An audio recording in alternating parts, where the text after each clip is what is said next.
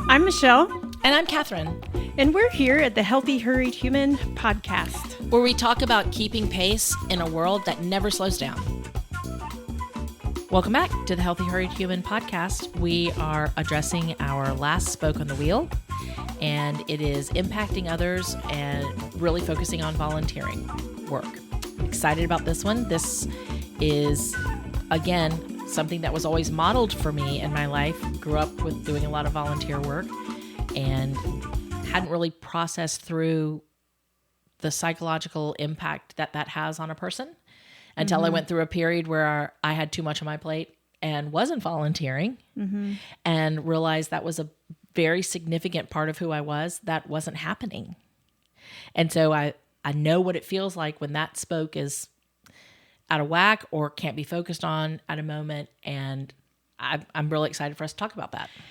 So this is a good place. I can't believe it. We're coming to the end of covering all the spokes on the wheel. And this is a good place for us to talk about how when we look at the wheel, it is not, I don't want any listener to feel like, gosh, I'm supposed to be focusing on everything that we've talked about, emotional, thriving, relationally thriving, inner circle, healthy relationships, empowering questions. I mean, we've covered all of these things, 8 things, in fact. And if you're listening to this and you think, I don't know how to make all of these things successful and good and positive in my life, you're not alone. And that is not the purpose of the wheel. The purpose of the wheel is when we are feeling kind of defunct in our life or something's off, or the wheel is that tool to help you figure out if you don't know what it is, because sometimes we know what it is. Relationally, I'm off, or mentally and emotionally, there's some things going on that I have not unpacked. I need to deal with that.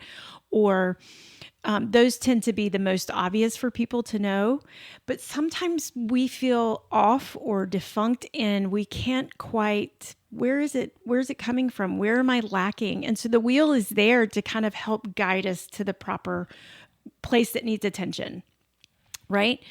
And so this is a good one for us to talk about in the sense that volunteer impact, there's not always a place in our life where we can put a lot of attention to it because of the season that we're in. And we're going to come back around to that in a little bit, but I'm going to go ahead and answer the question I know you're burning to ask, which is what exactly is it? How do we define it?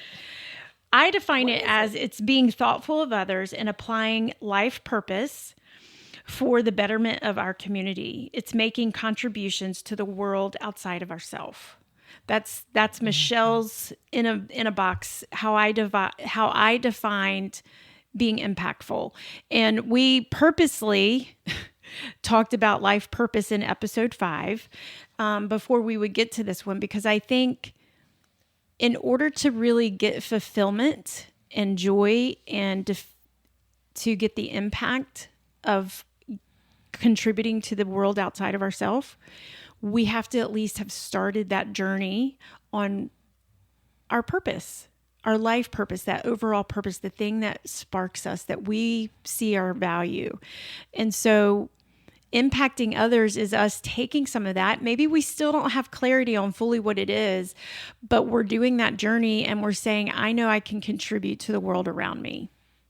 One of the self-mastery questions that Marcus Buckingham talked about in Love Plus Work is, he phrases it, what would you do for free? Like, where are you showing up and where are you willing to give your time or your money or your effort for without being paid? Yes. And he was talking about it in the context of discovering what ways that you can love your job and what you do and the importance of having those experiences in the workplace. But it really resonated with me about volunteering and what would you do for free is a really great way to say, wow, when you look back, you can see a theme in how you've been showing up and doing that in your life. And it always correlates to your purpose. It's really true. I was thinking about this the other day. I'm going to throw you off here for a second, but love it. I was thinking, because you say that a lot and you talk about that. What would you do for free? And I was laughing at myself. We all know I love a particular convenience store. And I was in, Shout out to Wawa. I didn't know if we were allowed to do that. So we don't have It's those free here, advertising for but them. I was in QT, which is around here, around in our area. And there was some, when I'm in a Wawa, I find myself being very helpful to strangers because I love it so much. And I really want them to have a true, Excellent customer service a experience. Wawa experience because I'm like, I want them to know what they're going to get here. Well, then the other day I realized, I'm like, you love the convenience. You love a convenience store because I'm in QT, which I think is, well, we should be not, I love QT. I love QP. They're just not Wawa. And I'm in there and there's some people in there and QT has done a great job of this, their drink section. And there's two people. I got to help two people have a my better word. experience. And I left there laughing because I'm like, I would do this for free. And I thought about you because I'm like, what is that? So I get in the car and I tell my husband, and I'm like, I love that so much that I want people to enjoy their QT experience. And it made their day. It really made their day that I was being helped. I was like, here's how you do this. Because the guy couldn't figure out how to get the coffee he likes. And then the lady was, I helped this lady get the drink she wanted. And I was just so happy. It made me so happy. And I helped them. And I thought, what is that about me that I'm like, I would do this for free if they literally were like, would you come and be an ambassador for us? I'm like, yes, I would. I used to have But I love helping people. in the late 90s, I think early 2000s, I had a red, like sleeveless red sweater vest. And my joke was, don't wear that to Target. Right. But I would find people, if people ask me questions in a Target, I am very willing to help you and give you directions. It's less than saying, I'm not here. If I can help them, I'll help them. And, but I was going to ask you if you were wearing a red shirt that day at Quick Trip. They didn't think I worked there. I just could, I offer my help without them asking. Right. And it's like, I was trying to figure it out because I'm like, yeah, I know I like to help people, but it's more than that. And it comes to my, I love hospitality. And it's like, I love convenience stores so much. I love the community about we could go on and on. I think I've made a Facebook post about the things you like about a convenience store. It's the cheers mentality.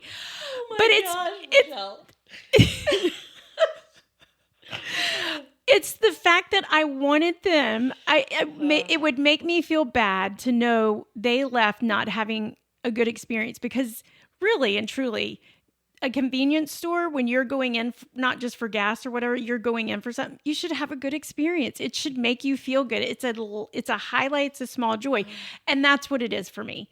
Okay, I want to bring this back as to why is this on the wheel? You're right. That did derail me. Okay, let's get back so on why the track. is this on the wheel? Do not edit any of that. I loved every minute of it. Word. But why is it on the wheel? It is on the wheel because science, you started out by saying there's a lot of science behind this. Science shows us that being charitable minded aids and helps us in our depression and loneliness. And honestly, on the wheel, this is the strongest function because we call these key functional indicators the wheel. This is the strongest function on the wheel to keep us from being self-absorbed. Completely self-absorbed, which if we want to like pull that down even further, self-absorption leads to the destructive thoughts and feelings and behaviors. When we become self-absorbed, we turn to destructive thoughts, feelings, and behaviors. And so that is why contributing to our community outside of ourselves is a key functional indicator on the wheel. Mm-hmm. It's so significant. I referenced this earlier in a different podcast about Mike Rowe's Facebook group that he was doing. It was back during the time of COVID and after COVID, they were releasing it on Facebook, where he would find people who were impacting their communities. That started as a volunteer effort. And I've just lost the name of the show, but you would see the impact that it would have, and it would usually come from a passion project. or just, and it was always just volunteering. And it, paying things forward, you get a good feeling when you help somebody. There's a hilarious Friends episode about, is everything really ever done that's selfless? And Right, because we get a dopamine hit. because we get a dopamine hit, but yet it's okay to get that type of a dopamine hit. It is. Like, absolutely. that's just because you also benefit from it doesn't mean that that's okay. I mean, it's better to give than receive. We've all heard that probably our whole life because there is such benefit to the giver. So, I mean, that's there for a reason, and it's okay. It is okay. I watched teenagers who maybe were struggling with being accepted or being embraced work with younger kids volunteer with younger kids, and they are rock stars. Oh, yeah. And the relationship there, whether it's like the older cousin and the younger cousin, or the volunteering with Sunday school, or volunteering with a school with the younger kids, where you have the kids from high school come down and work with the younger kids. There is always a space for you to impact someone else, and that builds value. You begin to understand how you add value to the world. Isn't that, yes, that is, I'm so glad, because I'm sitting here listening to you going, we get so much we learn about ourselves and the world when we operate outside of our bubble and our community, or into our community. It is such an important thing, and we shouldn't diminish it. Because there's so many things that get dopamine hits in our society right now with the scrolling, and AI has figured out, and That science isn't have figured out. contributing to the betterment of anybody else. What the studies have shown is that the hours you spend scrolling or looking at social media, you walk away feeling more depressed. Yeah. That can happen if you're going into situations that are depressing or hard, but there is something inside of you that says, wow, you did a really good job today. You impacted others today. Like I said earlier in a different podcast, my mother always wanted to leave people smiling that she encountered along the way, and looking someone in the eye, you restore a dignity. I'm going to jump ahead. Yeah. Usually we do book recommendations at the end, but in preparing for today, I wanted to study up on this one book. Michelle and I had the privilege to hear Steve Palmer speak at a day training we went to, and he has written a book called Say Grace. Oh, I love it. And he is he's in the hospitality industry. He's a chef, an entrepreneur when it comes in restaurants, and has multiple accolades and things that he has developed and started. But this book is his personal story, and he's very vulnerable in it about his experiences and how the hospitality industry saved his life. And because of that, he has put in multiple ways to give back. And he's involved in the City of Refuge, which is based here in Atlanta, and very involved in helping people who don't have a career path, who need a new start, get involved in the restaurant industry. And he has developed is it called Indigo House, Indigo Road? Well, Yep. No, you're right. that is it's a restaurant hospitality model, and did a lot of work with people who are addicts in that industry, and helping people and giving space in that community to be broken and find healing. I believe he actually picks communities. We spent time talking to him. He, I think, picks communities that will benefit from his restaurant being there. I think that's one of the things he does, is when he decides where are we going to put it, is he picks places where it's like, we will be causing this community to do better or to thrive because of our presence. And that's kind of a driving focus for him. It's a great book. It's a great story. He's really impressive. So definitely, if you get a chance to listen to it, Say Grace by Steve He's got a podcast, which I just Steve discovered. One of the things that stood out to me is he said that I'm in the hospitality business, but my first customer are my employees. That's right. And he feeds his employees. And I wrote this down, that he said exceptional service begins with well cared for employees. That's right. And Michelle and I just both looked at each other. I mean, I cried listening to this man speak. It was so impactful. It's so on our brand and understanding. Because one of the things you and I said is, do you understand what would happen to every industry if employers and companies took this same approach? Do we understand? I mean, I don't think we could even comprehend how, take it into your industry, whether you're in hospitality or you're in, law enforcement, education, the medical industry, attorneys. If you took that heartbeat, I feel like, into your industry and said, this is where it just. So I want to transition us then to another thing that he talks about in his philosophy. I think we're going to have to see if we can get him on. Okay. Just his philosophy is that when companies support volunteering, they are saying that what they care about matter. They are saying, we care about what matters to you, not just what you produce. That's right. And that was another, this is why this matters at work.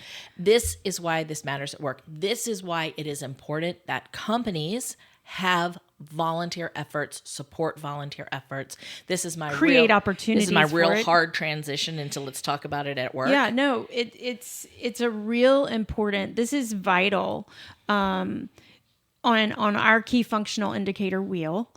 This is vital when it comes to the workplace. I haven't said that about too many of the others. They're important. This one I think is vital. And here's my reason. Here's my number one reason why it's vital.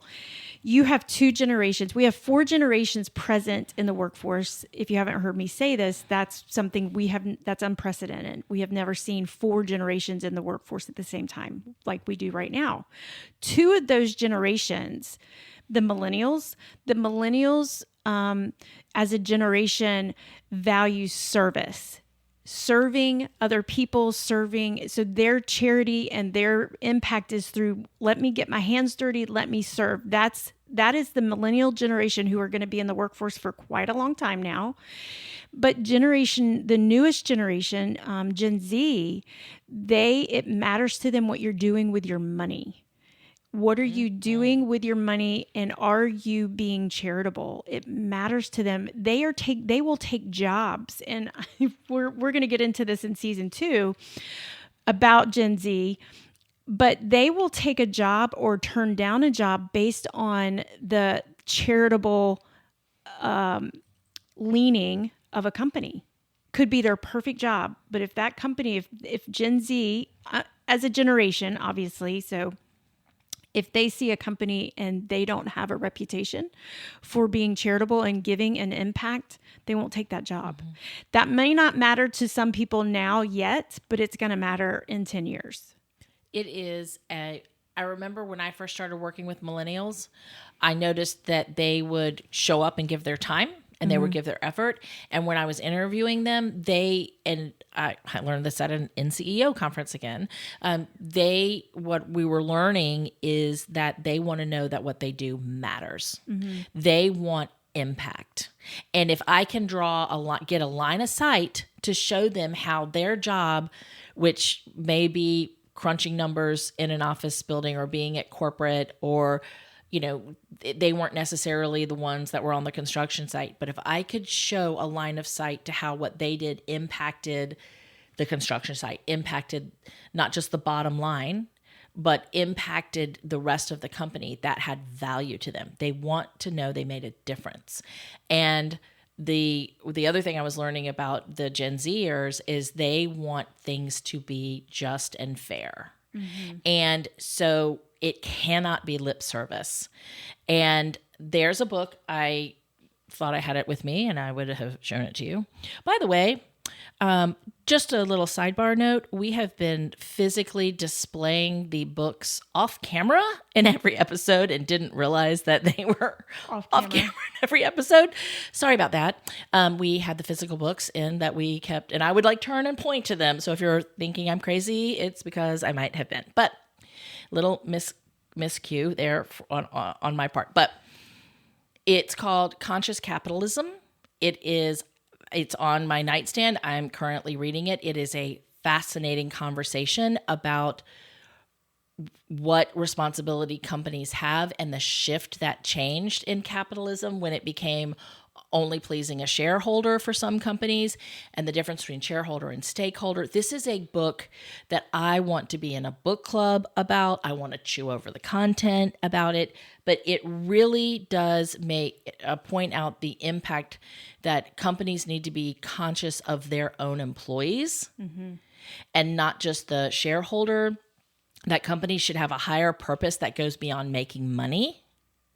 And listen, these younger generations are going to figure out if that's lip service or not. That's right. And that is really the key here. Is it may not matter to you because maybe your workforce is exactly the way you want it to be right now, but that will shift. I mean, I think most people, if they're running a business, know that can shift at any given time. But there is going to come a time where it's not just a shift, time. You're going to have two generations leaving the workforce in the next 10 to 15 years. And the two generations that are going to be running your workforce are these two generations that this is a key value for them. It's very important. I think we've given some really good reading to do or listen, grab these books, listen to them. If you like to listen to your books, Conscious Capitalism, by who wrote that? Don't ask. Okay. Oh, Conscious Capitalism. It's okay. And then Say Grace by Steve Palmer. I can picture his initials. It's okay. So the other thing that I would, Conscious Capital, no, I think that's the guy who started Whole Foods, if I'm right about that. He was the precursor that possibly started Whole Foods. It's a problem when I'm reading multiple books at the same time, but I think that's his story. I don't think that's well, it's a good thing this is it's kind of like I used to be a school teacher, and the last day of school in a semester or at the end of the year, I mean, it was just parties, chaos, cookies. It's our last podcast of season 1. And yes, I think the gentleman who started Whole Foods, that's who it is. So things are flying, book stands are falling apart. I can't remember the name of the book title that I should have had, which is another reason why we would have it on display, because then we could just read the name. But I would like to also say that we are,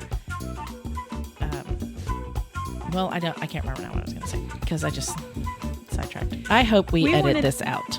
We want to thank you for joining us in season 1 of the Healthy Hurried Human podcast.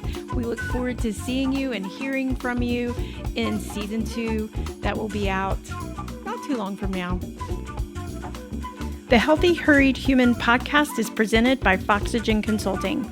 At Foxygen, we provide business and performance psychology and consulting. We believe healthier people make a healthier workplace. Foxygen Consulting, breathing new life into your organization.